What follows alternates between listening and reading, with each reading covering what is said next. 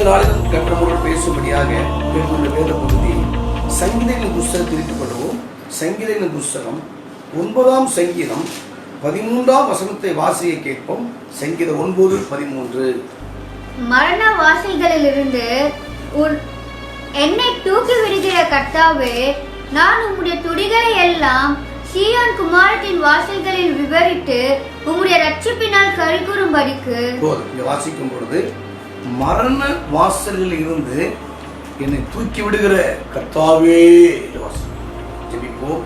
பிதாவே, இந்த வார்த்தை பிடித்தார், இந்த வார்த்தை கற்றுத்தார், நம்முடைய ஜனங்களுக்கு விளக்கி சொல்லும்படி பரிசுத்த ஆவியானவர் உதவி செய்யும்படியாக ஜெபிக்கும். நடக்கும் இயேசுவின் நாமத்தில் ஜெபம் கேளும் நல்ல பிதாவே. இனிமனவர்களே, இங்கு வாசிக்கும் பொழுது சங்கீதக்காரன் சொல்லுதான வார்த்தை என்ன? மரண வாசலில் இருந்து என்னை தூக்கி விடுகிற கர்த்தாவே இல்லையா?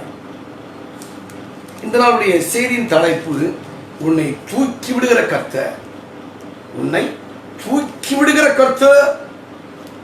பலவிதமான வார்த்தைகளை நீங்கள் படித்திருப்பீர்கள், பலதரப்பட்ட செய்திகளை நீங்கள் கேட்டிருப்பீர்கள் இல்லையா?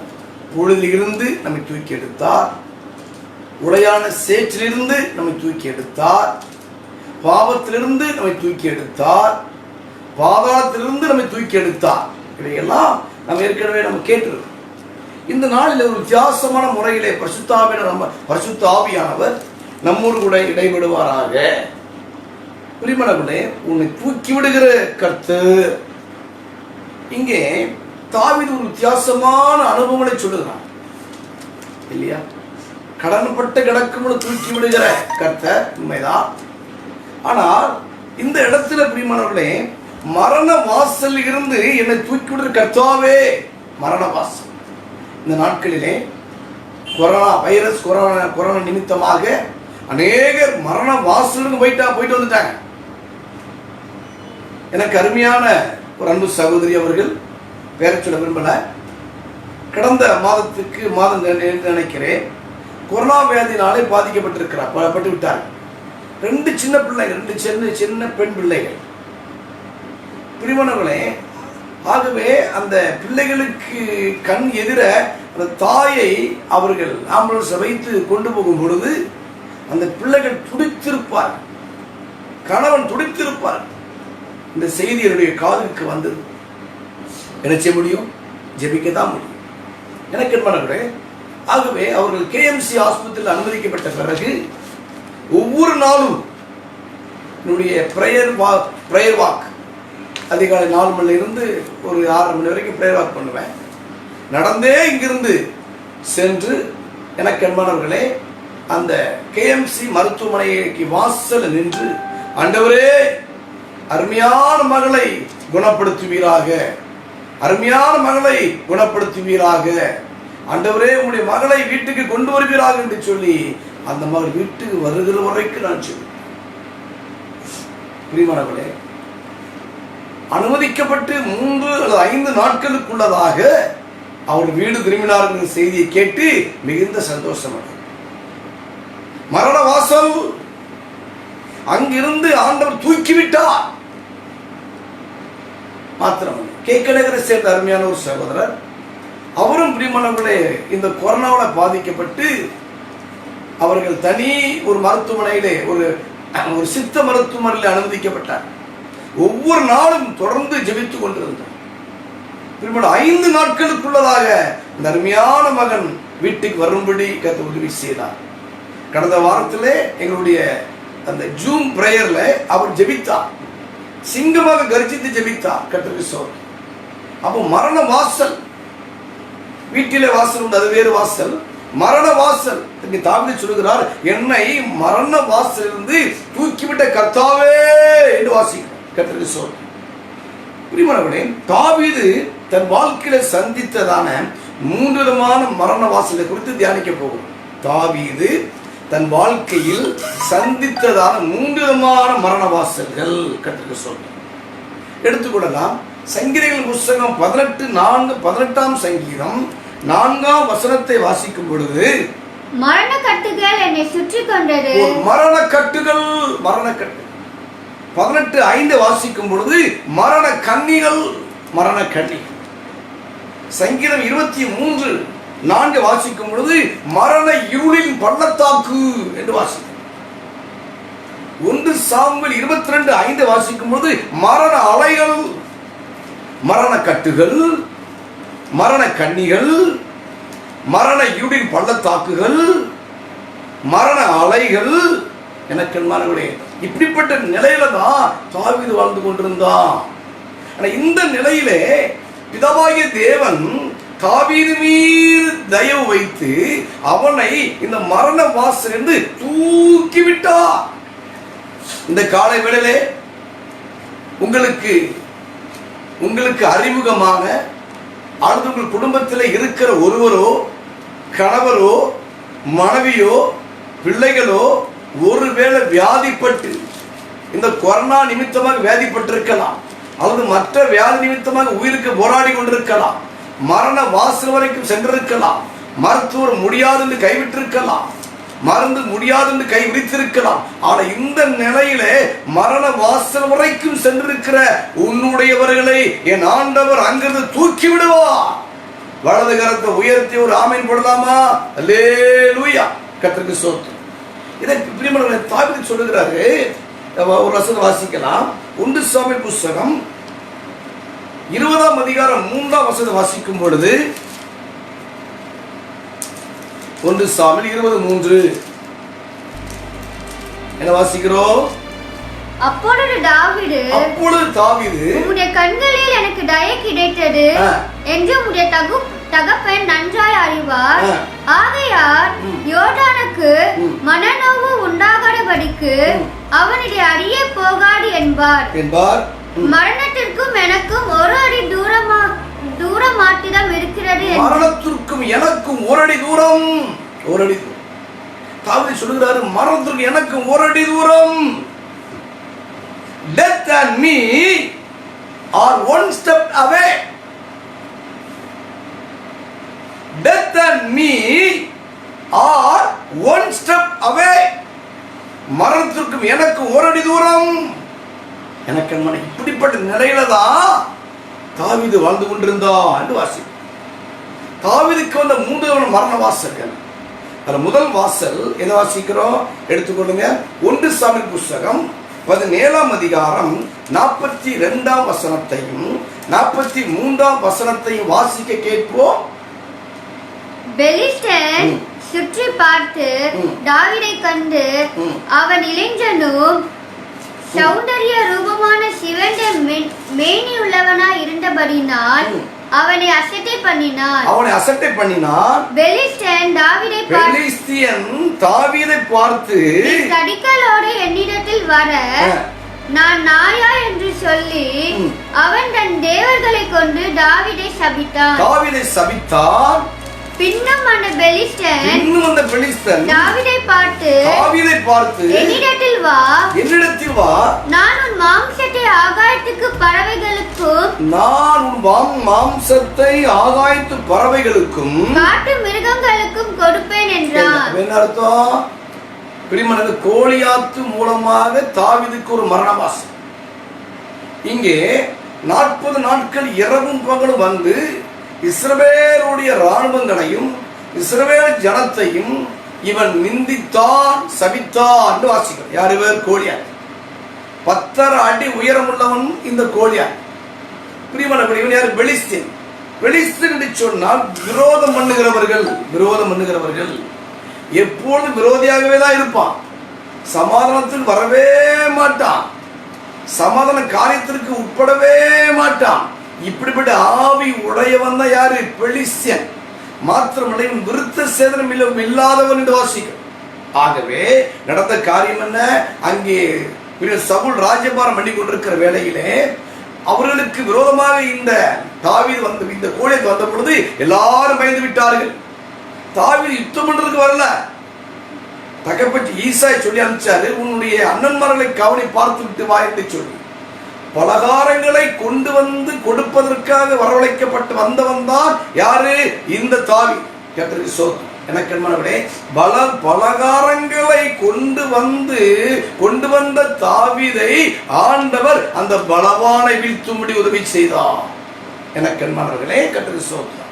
எல்லாரும் பயந்து போனார்கள், எல்லாரும் ஓடி போனார்கள். ஆனால் தாவீது அந்த இஸ்ரவேல் ஜனத்தை நிந்தித்ததையும் இஸ்ரவேலுடைய ராணுவங்களை நிந்தித்ததையும் அவன் கேட்ட பொழுது அவனுக்கு வைராக்கியம் வந்தது வாசிக்கிறோம்.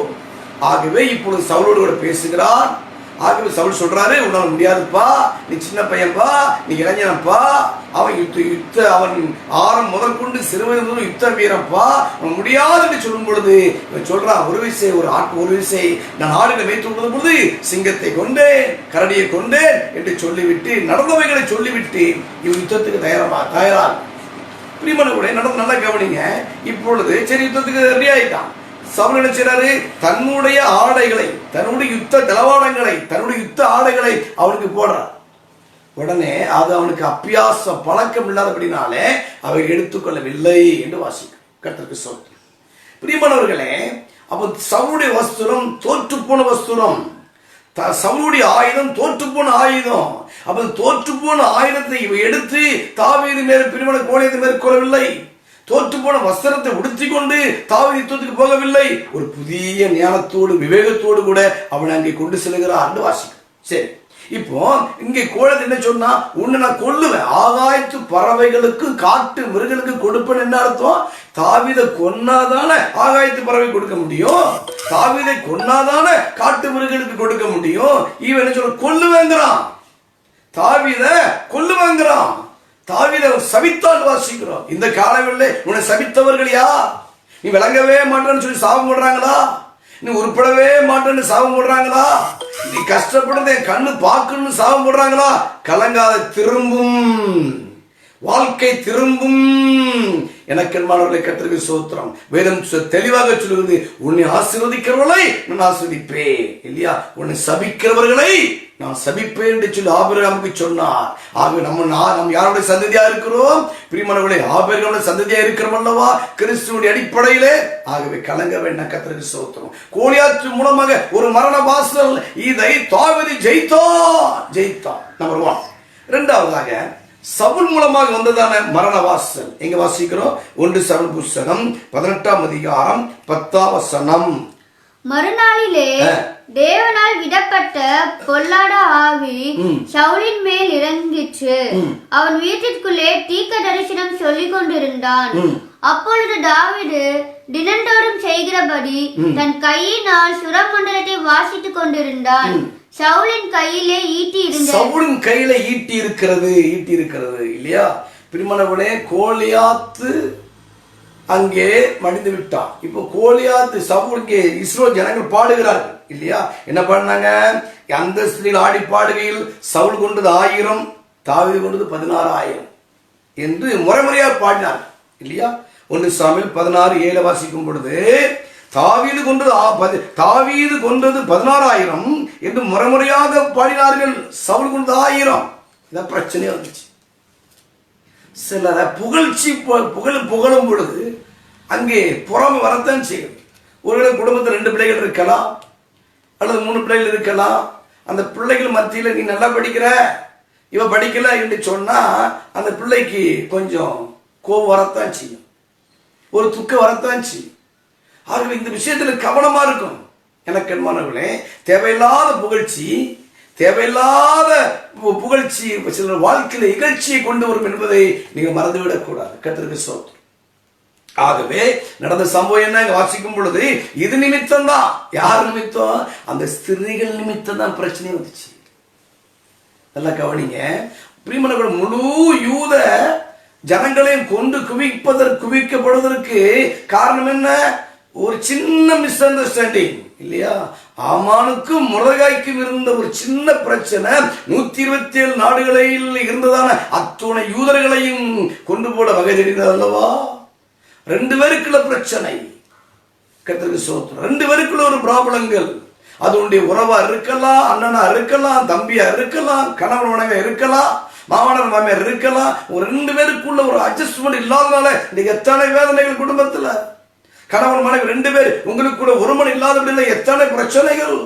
எத்தனை போராட்டங்கள், எத்தனை சண்டைகள். இதன் மூலமாக ஒரு குடும்பமே மோசமடைகிறது. இது மூலமாக ஒரு குடும்பமே நாசமடைகிறது. கவனிச்சு பாருங்க, கவனிச்சு பாருங்க எனக்கு மனங்களே. அப்போ இது யார் காரணம்? ஸ்திரீகள் தான் காரணம். ஸ்திரீகள் கமிழ்ந்து போண்டேதானே இல்லை, தேவையில்லாத ஒண்ணு ஒரு பாட்டு பாடி பாடல் மூலமாக வந்ததான பாடுகள். சில பாடுகளை கொண்டு வருகிறது. கர்த்தருக்கு ஸ்தோத்திரம். இப்படி என்னைக்கு இந்த ஸ்திரீகள் பாட்டு பாடினாங்களோ அன்னையில இருந்து ஆரம்பிச்சதியா தாவீதுக்கு பிரச்சனை இல்லையா? கர்த்தருக்கு ஸ்தோத்திரம்.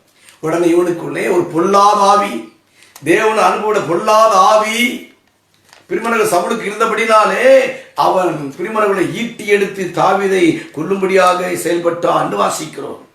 1 சாமுவேல் 18:10 வாசிக்கும் பொழுது, 11 வாசிக்கும் பொழுது பிரிமணர்களை ஈட்டியை எறிந்தான் என்று வாசிக்கும்.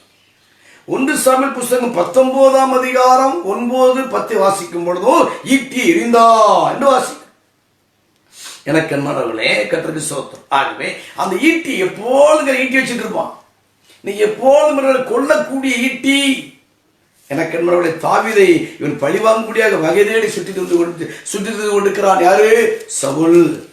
இதுவரை கிட்டத்தட்ட 12 முறை தாவீதை கொல்ல சவுல் முயற்சித்துக் கொண்டே இருந்தான் இல்லையா? சவுளுடைய ஆவி கொல்லுகிற ஆவி. சவுல் ஆவி பொறாமின் ஆவி. சவுளுடைய ஆவி காய்மகரத்தின் ஆவி. சவுல் கடைசி வரைக்கும் மனம் திரும்பவே இல்லை.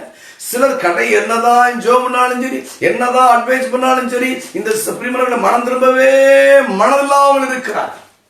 அது சவுளுடைய ஆவி ஒரு மனுஷனுக்குள்ளே பிரவேசிக்கும் பொழுது, சவுளுடைய ஆவி அவனுக்குள்ளே பிரவேசிக்கும் பொழுது அவனுக்குள்ள எரிச்சல் வருகிறது, கோபம் வருகிறது, பொறாமை வருகிறது, பகை வருகிறது, பழி வாங்கணும் துடிச்சுக்கிட்டு இருக்கிறான்.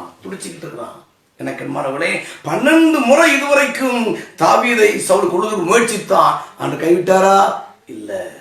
ஆண்டவர் மரண வாசல் நினைச்சதார், தூக்கி விட்டார் வாசிக்கும். கர்த்தருக்கு ஸ்தோத்திரம். எனக்கு இதுவரைக்கும் அந்த சவுல் கையில ஈட்டி இருந்துச்சு. ஆனா ஒரு சமயத்துல சவுலன் ஈட்டி தாவீது பக்கமா வந்துருச்சு. தாவீது நினைச்சிருந்திருப்பானா சவுலை கொண்டு இருக்கலாம். எங்க வாசிக்கிறோம்? கர்த்தருக்கு ஸ்தோத்திரம். 1 சாமுவேல் புத்தகம் 26 அதிகாரம் 11 வசனம். 1 சாமுவேல் 26:11. நான் என் கையை கர்த்தர் அபிஷேகம் பண்ணுவதன் மேல் போடாதபடிக்கு கர்த்தர் என்னை காக்க கடவர் என்று கர்த்தருடைய ஜீவனை கொண்டு சொல்லுகிறேன். இப்போதும் அவர் தலைமாட்டில் இருக்கிற ஈட்டியையும் தண்ணீர் செம்பையும் எடுத்துக்கொண்டு போவோம் என்றார்கள். இங்கே சீப்பூரா என்று வாசிக்கிறோம். எனக்கு அன்பானவர்களே, கர்த்தருக்கு ஸ்தோத்திரம். இந்த இடத்துல வந்த பொழுது சவுல் ஒரு பக்கம் இருக்கிறான், தாவீது ஒரு பக்கம் இருக்கிறார். அப்போ தாவீதை தேடி சவுல் ஓடிக்கிட்டே இருக்கிறான்.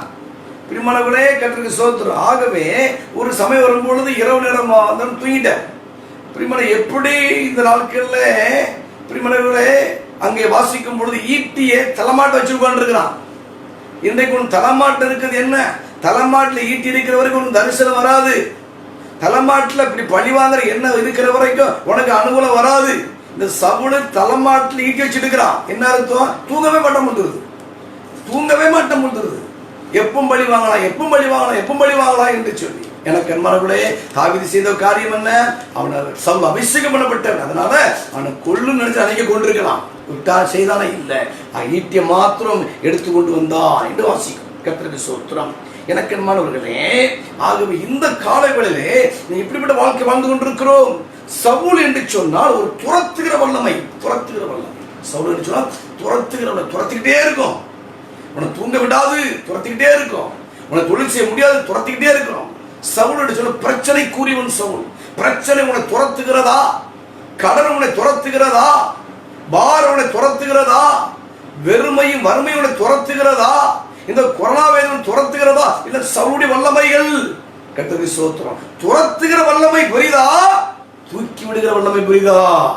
எனக்கு என்பவர்களே, இந்த நாளோடு கூட உன்னை துரத்துகிற வல்லமை முடிவுக்கு வரப்போகிறது. எந்த சவுலா இருந்தாலும் சரி, இங்கே போவோம் மலையிலே பிடிமணவர்களை சவுலுக்கு முடிவு கட்டின ஆண்டவர் உன் ஊழியத்துக்கு விரோதமாக தொடர்ந்து போராடி வருகிற சவுலின் ஆவிகள், உங்கள் ஆலயத்துக்கு விரோதமாக தொடர்ந்து போராடி வருகிற சவுலின் ஆவிகள், உன் தொழிலுக்கு விரோதமாக, உன் குடும்பத்துக்கு விரோதமாக, உன் முன்னேற்றத்துக்கு விரோதமாக போராடி வருகிற சவுலுடைய அத்தனை ஆவிகளும் கில்போவா மலையில மடக்கடிக்கப்பட்ட காலம் வருகிறது. நீ கலங்காமல் இரு, நீ தைரியமாயிரு. கர்த்தருக்கு ஸ்தோத்திரம். சவுல் என்று சொன்னால் துரத்துகிற வல்லமை என்று வாசிக்கிறோம். இப்போ ரெண்டு பேரும் சந்திக்கும் பொழுது பிரியமானவர்களே, அங்கே தாவீது சொல்லுகிறாரு, வாசிக்கலாம். 1 சாமுவேல் புத்தகம் 26ஆம் அதிகாரம் வாசிங்க, 20ஆம் வசனம். இப்போதும் கர்த்தருடைய சமூகத்தில் என் ரத்தம் தரையில் விழாதிருக்கிறதாக மலைகளில் ஒரு கவுதாரியை வேட்டையாடுகிறது போல இஸ்ரவேலின் ராஜா ஒரு தெள்ளுப்பூச்சியை தேடுவாரோ என்றான். ஒரு தெள்ளுப்பூச்சியை தேட வந்தாரோ? நாட்டுல எவ்வளவோ பிரச்சனை இருக்கு, மக்களை பார்க்கணும் இல்லையா? மக்களை பார்க்கணும். கர்த்தருக்கு ஸ்தோத்திரம். மன்னனை பார்க்கணும். பிரியமானவர்களே, எத்தனையோ பிரச்சனை இருக்குது, அதெல்லாம் விட்டுட்டாங்க. பிரியமானவர்களே, கர்த்தருக்கு ஸ்தோத்திரம். நடந்த ஒரு காரியம் என்ன? நாட்டு மக்களை பார்க்க வேண்டிய இந்த சவுலு, மற்றவர்களுக்கு படியளக்க வேண்டிய சவுலு ஒரு மனுஷன் துரத்திக்கிட்டு இருக்கிறான். அங்க தாவீது சொல்றாரு தன்னை, நான் ஒரு தெள்ளுப்பூச்சிங்கிறார். நான் யாரு? தெள்ளுப்பூச்சி. அதனே தெள்ளுப்பூச்சி. தெள்ளுப்பூச்சின்னு என்ன அர்த்தம்? கர்த்தருக்கு ஸ்தோத்திரம். அது ஒரு விளக்கத்தை கொடுக்க விரும்புகிறேன். தெள்ளுப்பூச்சி என்றா எல்லாருடைய பெண்களுடைய தலையிலும் பேன் இருக்கு. பேன் இருக்குல்ல? கர்த்தருக்கு ஸ்தோத்திரம். பேன், அந்த பேன் ஒரு குட்டி போடும். அதுக்கு பேர் என்ன? ஈர். அந்த ஈரு ஒரு குட்டி போடும். அந்த தெள்ளுப்பூச்சி. அது 3 தலைமுறை இல்லையா? கர்த்தருக்கு ஸ்தோத்திரம். எனக்கு அன்பானவர்களே, இப்படிப்பட்ட காரியம் தெள்ளுப்பூச்சி கண்ணுக்கு அறியாம, கண்ணுக்கு புரியாம இருக்குது இல்லையா? இது தெள்ளுப்பூச்சி. அப்போ பெரிய பெரிய பிரச்சனை இருக்குது, அதெல்லாம் விட்டுட்டான். பெரிய பெரிய காரியங்களா இருக்கு, அதெல்லாம் விட்டுட்டான். அரசாங்கத்திற்கு செய்ய வேண்டிய காரியம், மக்களுக்கு செய்ய வேண்டிய காரியம், அதெல்லாம் விட்டுட்டு ஒரு சின்ன தாவீது, தெள்ளுப்பூச்சா இருக்கிற சின்ன தாவீதை தேடி வந்தீரோ என்று சொல்லி எனக்கு மனங்களே அன்றைக்கு தாவீது சொன்னான். வாசிக்கிறோம். கர்த்தருக்கு ஸ்தோத்திரம். ஆகவே உனக்கு துரத்துகிற வல்லமை என்ன? உதாரணமாக 2 ராஜாக்கள் புத்தகம் 11ஆம் அதிகாரம் 2ஆம் வசனம் வாசிக்கும் பொழுது, 2 ராஜாக்கள் 11ஆம் அதிகாரம் 2 ராஜாக்கள் 11ஆம் அதிகாரம் 2ஆம் வசனம்.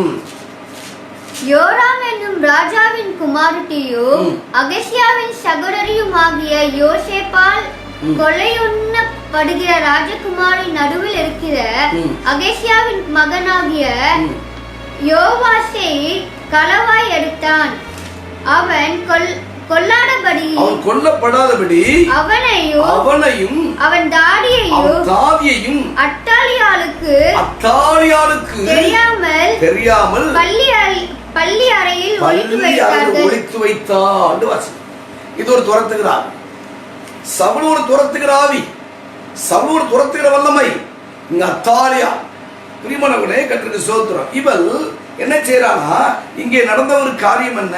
பிரியமானவர்களே, அகசியாவின் சகோதரியுமாய் இருக்கிற யோசேபால் என்று கொலையிடப்படுகிற ராஜகுமார் நடுவில் இருக்கிற அகசிய மகனாகிய யோவாசை களவாடி எடுத்தான். இப்போ அந்த யோவாசை எப்படியாவது கொல்லணும், யோவாசை எப்படியாவது சாகடிக்கணும். இது யாருடைய வேலை? இவள் தான் அத்தாலியான்னு வாசி. அத்தாலியாங்கிற வார்த்தைக்கு அழுத்துகிற நம்பர் 1, 2வது இருத்துகிற, 3வது நெருக்குகிறார். பிரியமானவனே, அத்தாலில் என்று சொன்னால் அழுத்துகிற, உன்னை இறுக்குகிற, உன் நெருக்குகிற, இந்த 3 பிரியமான பெயர்கள் இவளுக்கு கொடுக்கப்பட்டிருக்கு. அப்போ இந்த நாட்களிலே உன்னை அழுத்துகிற பிரச்சனை, எந்த காரியம் உன்னை துரத்தி கொண்டிருக்கிறது, உன்னை அழுத்துகிற பாரம் உன்னை துரத்தி கொண்டிருக்கிறதா? உன்னை நெருக்குகிற பாரம் உன்னை துரத்தி கொண்டிருக்கிறதா? உன்னை பிரியமானவர்களே இருக்குகிற பாரம் உன்னை துரத்தி கொண்டிருக்கிறதா? அழுத்துகிற, இருத்துகிற, நெருக்குகிற இந்த வல்லமை உன்னை துரத்தி கொண்டிருக்கிறாங்க. கர்த்தருக்கு ஸ்தோத்திரம். எனக்கு மனங்களே கலங்க வேண்டாம். ஆகவே தன் பிள்ளைகள் அவள் காப்பாத அந்த பையனை அவள் கிட்டத்தட்ட 6 வருஷம் பிரிமனை பள்ளி அறையிலே அவள் ஒளித்து வைத்தார் என்று வாசி. சங்கீதம் 25:5 சொல்லுகிறது, தீங்கு நாளில் தன்னுடைய கூடார மறைவில ஒளித்து வைத்து காப்பாற்றுகிறார். பிரிமனைகளை உன்னை துரத்துகிற இந்த கொரோனா வியாதி, உன்னை துரத்துகிற பிரிமனைகளை டிபி வியாதி, உன்னை துரத்துகிற இந்த பலவீனத்தின் ஆவி, இவைகளுக்கெல்லாம் ஆண்டவர் உன்னை விலைக்கு என்ன செய்கிறாரு? காப்பாற்றுகிறவராய் இருக்கிறார். கர்த்தருக்கு ஸ்தோத்திரம். எனக்கு மரபுடைய சவுல் மூலமாக வந்த மரண வாசல். ஆனால் அந்த மரண வாசல் இருந்து ஆண்டவர் தாவீதை தூக்கி விட்டார் என்று வாசிக்கிறோம் இல்லையா? முதலாவதாக பார்த்தோம் கோலியாத் மூலமாக வந்த மரண வாசல். இரண்டாவது பிரியமானவர்களே சவுல் மூலமாக வந்த மரண வாசல். மூன்றாவதாக எடுத்துக்கொள்வோம் 2 சாமுவேல் புஸ்தகம் 15ஆம் அதிகாரம் 6ஆம் வசனம். இந்த பிரகாரமாக அப்சலோம் ராஜாவினிடத்தில் நியாயத்திற்காக வரும் இஸ்ரவேலருக்கெல்லாம் செய்து இஸ்ரவேல் மனுஷனுடைய இருதயத்தை கவர்ந்து கொண்டான். அப்சலோம் யாரு? தாவீதுடைய குமாரன் இல்லையா? பிரியமானவர்களே, ஒரு சமயத்துல ஒரு தவறான ஒரு காரியத்தை பிரியமானவர்களே ஒன்றுபட்ட சகோதரன் இவனுடைய சகோதரிக்கு விரோதமாக சில தப்பு பண்ணிவிட்டபடினாலே தகப்பனுக்கு பயந்து இவன் ஓடிட்டான். இப்பொழுது யோவாபுடைய தந்திரத்தின் மூலமாக மகனோ மறுபடியும் தகப்பனோடு இணைக்கப்படுகிறான் இல்லையா? மனம் திருந்தி வரல, நல்ல கவனிக்கணும். அவ யோவாபுடைய தந்திரத்தினால இந்த தாவீது ராஜாவோடு மறுபடியும் இணைக்கப்படுகிறான் இல்லையா? கர்த்தருக்கு ஸ்தோத்திரம். இணைக்கப்பட்ட பிறகு பிரியமானவர்களே இவன் செய்கிற ஒரு காரியம் தாவீதுக்கு விரோதமாக எழும்புகிறான் என்று வாசிக்கிறோம். இஸ்ரவேலுடைய மனுஷனுடைய இதயத்தை கவர்ந்து கொண்டான். மாத்திரமல்ல பிரியமானவர்களே 11 வசனம் வாசிக்கும் பொழுது 2 சாமுவேல் 15:11 எருசலேமிலிருந்து வரவழைக்கப்பட்ட 200 பேர் அப்சலோமோடே கூட போனார்கள். அவர்கள் வஞ்சகமின்றி அறியாமையினால் போனார்கள். அறியாமையினால் போய்விட்டார்கள். ஒரு வஞ்சகத்தின் ஆவி அப்சலோம், ஒரு வஞ்சகத்தின் ஆவி அப்சலோம் எனக்கு தந்திரக்காரன். எனக்கு என்ன நடந்த ஒரு காரியம் என்ன கேட்டது சோதனை. இப்பொழுது கூட இருந்தே குடிபெருக்கிற நரி, கூட இருந்தே பிரிமரர்களே காலை வாரி விடுகிறவங்க யாரு? இந்த அப்சலோம். கேட்டது சோதனை. நடந்த சம்பவம் என்ன? பிரிமரர்களே 14ஆம் வசனம் வாசிக்கும் பொழுது அப்பொழுது தாவீது எருசலேமிலே தன்னிடத்தில் உள்ள தன்னுடைய எல்லா ஊழியக்காரரையும் நோக்கி எழுந்து ஓடி போவோம், இல்லாவிட்டால் நாம் அப்சலோமுக்கு தப்ப இடமில்லை போதும் இல்லையா? நம்ம சங்காரம் பண்ணிடுவான். அப்ப பிரிமனவிடே தன்னுடைய தகப்பனையே கொலை பண்ணுகிற அளவுக்கு தன்னுடைய தகப்பனுக்கு விரோதமாக செயல்படுகிறத யாரு? இந்த அப்சலோம் என்று வாசிக்கிறோம். எனக்கு மனவர்களே இவனில் இருந்தும் ஆண்டவர் என்ன செய்தார்? விடுவித்தார் என்று வாசிக்கிறோம். கர்த்தருக்கு ஸ்தோத்திரம். இப்ப வாசிக்கலாம். Praise the Lord. 2 சாமுவேல் 15:30 வாசிக்கும் பொழுது தாவீது தன் முகத்தை மூடி பெருங்காலம் நடந்து அழுது கொண்டு ஒலிவ மலையின் மேல் ஏறி போனான். ஜனங்கள் எல்லாம் அழுகிறார்கள். வேதனை அனுபவம், ரத்த சம்பந்தப்பட்ட பிரிமரங்களே, ரத்த சம்பந்தப்பட்ட உறவுகளே இவனை எழும்புகிறார்கள். கர்ப்ப இருக்கிற இவனே பிரிமரங்களே இந்த தகப்பனுக்கு விரோதமாக எழும்பிக் கொண்டிருக்கிறான். தாவீதுக்கு விரோதமாக அப்சலோம் எழும்பினான்னு வாசிக்கிறோம். என்னை மரண வாசல் தூக்கிவிட்ட கர்த்தாவே, கோலியாத்தின் மூலம் ஒரு மரண வாசல் வந்துச்சு, தாவீதுக்கு தூக்கிவிட்டா. இரண்டாவதாக பிரிமரங்களே சவுல் மூலமாக ஒரு மரண வாசல் வந்தது, ஆண்டவர் தூக்கிவிட்டார். மூன்றாவதாக அப்சலோம் மூலமாக ஒரு மரண வாசல் வந்தது, அதிலிருந்து ஆண்டவர் என்ன செய்கிறார்? தூக்கி விடுகிறார். கர்த்தருக்கு ஸ்தோத்திரம் இல்லையா? எனக்கு என்பவர்களே சவுல் பிரிமன் நல்லா கவனிங்க, எந்த ஈட்டி எடுத்தானோ அந்த ஈட்டியே அவனுக்கு பாதமாக முடிந்தது என்று வாசிக்கிறோம். கர்த்தருக்கு ஸ்தோத்திரம். வாசிக்கலாம். 2 சாமுவேல் புஸ்தகம் 1ஆம் அதிகாரம் 6ஆம் வசனம். 2 சாமுவேல் 1:6. அந்த வாலிபன் நான் தற்செயலாக கில்போவா மலைக்கு போனேன். அப்பொழுது இதோ சவுல் தம்முடைய ஈட்டியின் மேல் சாய்ந்து கொண்டிருந்தான் என்று எழுதப்பட்டிருக்கிறது. ஆனால் இன்னும் தெளிவாக வாசிக்க வேண்டும் என்று சொன்னால் 1 சாமுவேல் 31:4 வாசிக்கும் பொழுது தன் ஆயுததாரியை நோக்கி அந்த விருத்த சேதனம் இல்லாதவர்கள் வந்து என்னை குட்டி போட்டு என்னை அவமானப்படுத்தாதபடிக்கு நீ உன் பட்டயத்தை உருவி என்னை குட்டி போடு என்றான். அவனுக்கு ஆயுததாரி மிகவும் பயப்பட்டதினால் அப்படி செய்ய மாட்டேன் என்றான். அப்பொழுது சவுல் பட்டயத்தை நட்டு அடின் மேல் விழுந்தான். விழுந்தான். அதன் மேல் விழுந்தான். எந்த ஈட்டி எடுத்துக்கொண்டு தாவீது விரோதமாக எழும்பினானோ, எந்த ஈட்டி எடுத்துக்கொண்டு பிரிமனை 12 முறை கொள்வதற்கு வகை தேடினானோ, அதே ஈட்டினாலே அவன் செத்து போனான் வாசிக்கிறோம். பிரியமானவர்களே, கர்த்தருக்கு ஸ்தோத்திரம். பட்டயத்தை எடுக்கிறவன் பட்டயத்தில் மடிவான் வாசிக்கிறோம். அடைப்பை பிடுகிறவனை பாம்பு கடிக்கும் என்று வாசிக்கிறோம். கவனமா இருக்க வேண்டிய காலம் எனக்கு மனவர்களே. இப்போது திருப்பி கொள்வோம். மறுபடியும் சங்கீதம் 9:13 திரும்புவோம். சங்கீதம் 9:13. மரண வாசல்களில் இருந்து என்னை தூக்கி விடுகிற கர்த்தாவே, நான் உம்முடைய துதிகளை எல்லாம் சீயோன் குமாரத்தின் வாசல்களிலே விவரித்து உம்முடைய ரட்சிப்பினால் கரைகூறும்படிக்கு. அல்லேலூயா. இந்த வாசல் மரண வாசல் வந்துச்சு.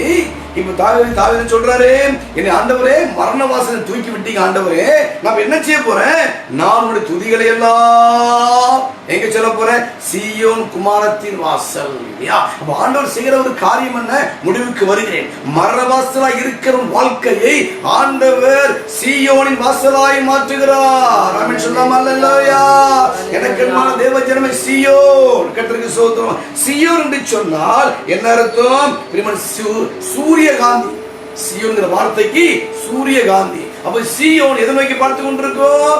சூரியகாந்தி எதை நோக்கி பார்த்து கொண்டிருக்கோம்? அந்த சூரிய வெளிச்சம் இல்லையா? இதைத்தான் வாசிக்கும் பொழுது ஆண்டவர் பூரண வடிவுள்ள இருக்கிற சீயோனிலிருந்து பிரகாசிக்கிறார் என்று வாசிக்கிற கர்த்தருக்கு ஸ்தோத்திரம். திருமண நாட்களிலே எல்லாரும் என்ன பண்ணுவாங்க? சங்கீதத்தை வாசிப்பார்கள், பேசுவார்கள். கர்த்தர் உன்னை சீயோனில் உன்னை ஆசீர்வதிப்பார். எனக்கு பிரியமானவர்களே, 85ஆம் வருஷம் 4/9/85ஆம் ஆண்டு திருமணம் நடந்த பொழுது தூத்துக்குடி மாவட்டம் நாசரத் அருகிலே குளத்தூடி ஊரிலே திருமணம் நடந்த பொழுது அந்த ஐயர் இல்லையா, அந்த ஆயர் ஐயா அவர்கள் இந்த வசந்த வச்சுதான் என்ன செய்தார்கள்? அன்னைக்கு பிரசங்கித்தார்கள். நாங்கள் இதுவரைக்கும் என்ன செய்யல, மறக்கல. அது திருமண நாளிலே உனக்கு எந்த வசனம் கொடுக்கப்பட்டதோ அதை நினைச்சக்கூடாது, மறக்கவே கூடாது. சீயோனில் இருந்து கர்த்தர் உன்னை ஆசீர்வதிப்பார். எனக்கு மனவர்களே, கர்த்தருக்கு ஸ்தோத்திரம். ஆகவே கலங்க வேண்டாம். கர்த்தர் இங்க வாசிக்கும் பொழுது மரண வாசலா இருக்கிற ஒரு வாழ்க்கையை ஆண்டவர் சீயோனின் வாசலா என்ன செய்கிறார்? மாற்றுகிறார். வாசிக்கிறோம். சீயோன்கிற பெயர் மலைகளுக்கு உண்டானது. சீயோன்கிற பெயர் பட்டணத்துக்கு உண்டானது. சீயோன்கிற பெயர் ஜனங்களுக்கு உண்டா இருக்கிறது இல்லையா? கர்த்தருக்கு ஸ்தோத்திரம். இனிமேல் பிரியமானவர்களே, உன் மரண வாசலா இருக்கிற எல்லா பிரச்சனையும் மாறி மரண வாசல்ல இருந்து உன்னை தூக்கி விட்டு ஆண்டவர் எங்க கொண்டு வர போறார்? சீயோனின் வாசல். எனக்கு அன்பான தேவ ஜனமே, ஆக சீயோனின் வாசல், பிரகாசிக்கிற வாசல், பிரகாசமான வாசல், பிரமிப்பான வாசல், அந்த வாசலிலே உன்னை கர்த்தர் கொண்டு வருகிறார். கர்த்தருக்கு ஸ்தோத்திரம். எனக்கு அன்பான தேவ ஜனமே, மரண வாசலிருந்து என்னை தூக்கிவிட்ட கர்த்தாவே இந்த வாசல். தாவீதுக்கு வந்தது 3 மரண வாசல். அந்த மரண வாசல் நான் தூக்கிவிட்டு எங்க உணர்ந்தாரு? சீயோனின் வாசல். ஒருவேளை உன் வாழ்க்கையில் எந்தெந்த வாசல், ஒரு மரண வாசலா, வேதனையின் வாசலா, பிரச்சனையின் வாசலா, போராட்டத்தின் வாசலா, கடன் வாசலா, கவலையின் வாசலா, கலக்கத்தின் வாசலா, கலங்க வேண்டாம். எல்லாம் இந்த காலையில மாறுகிறது. இந்த மன மகிழ்ச்சியின் வேளையிலே, இந்த கால வேளையிலே எல்லாம் மரண வாசலும் மாறி உன் வாழ்க்கை சீயோனின் வாசலாய் மாறுவதாக. உன் தொழில் சீயோனின் வாசலாய் மாறுவதாக. உன் பிள்ளையுடைய எதிர்காலம் சீயோனின் வாசலாய் மாறுவதாக. ஒரு பாடலை பாடலாமா? எல்லாம் தெரிந்தவர் ஒரே ஒரு கவி மாத்திரம் பாடி பின்னர் நம் ஜெபத்திலே கர்த்தருக்கு ஸ்தோத்திரம் கடந்து போவோம். கடைசி அவங்களுக்காக இந்த மனைவி அவர் ஜெபிப்பார். கர்த்தாவே என்பனே, உம்மில் நான் அன்பு கூறுவேன். துருகமும் நீர், கேடகம் நீர் என்று சொல்லி இந்த பாடலை எங்களோடு இணைந்து பாடும்படியாக நான் கேட்டுக்கொள்கிறேன்.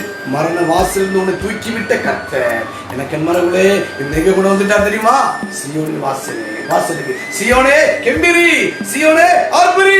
இந்த ஆர்ப்பரிக்கிறனா ஒரு கெம்பிரிக்கிறனா பாடுவோமா? கர்த்தாவே என் பலனே, உம்மில் அன்பு கூர்ந்திடுவே. உம்மாலே ஓர் சேனைக்குள் பாய்வேன், உம்மாலே ஓர் மதில் தாண்டுவேன்.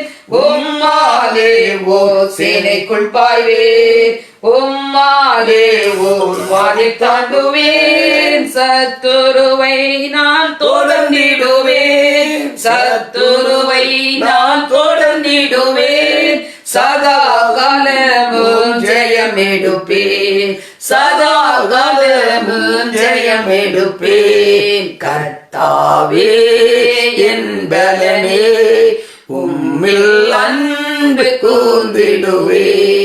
கர்த்தாவே என் பலனே, உம்மில் அன்பு கூர்ந்திடுவேன். ஜெபிப்போம்.